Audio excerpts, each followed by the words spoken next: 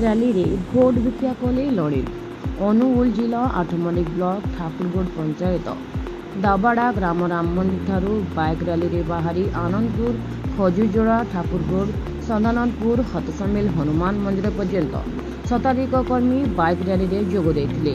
गाँ गाँ बुली भोट भिक्षा करथिले। हताशमाली हनुमान मंदिर में विजय लाभ करने आशीष भिक्षा करथिले आठमल्लिक निर्वाचन मंडल बीजेपी प्रार्थी नलिनकांत प्रधान। सबु गाँव में माँ मैंने स्वागत करने सहित आशीर्वाद देते। विधायक प्रार्थी नलिनकांत प्रधान तांको भाषण में कहते जे जोड़ी शंख भारी भल, जोड़ी शंखरे भोट दियंतु और ओडिशार विकास करंतु। मु आगरु गुंडुची मूषा सदृश काम करुथिली, मु जितिले अधूरा काम को संपूर्ण करिबि। आमे प्रतिदिन लोकमानक जाउछु, सेमिति किछि हिसाब किताब नाही।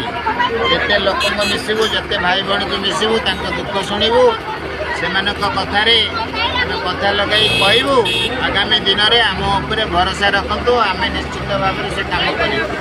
माँ भौणीकर भरोसा अच्छी, कौन प्रकार पदपदवी न थी किसी यदि कम करी आगामी दिन में सुजोग देले निहाती पक्षे बहुत कम करी बोली से मन कही सारे।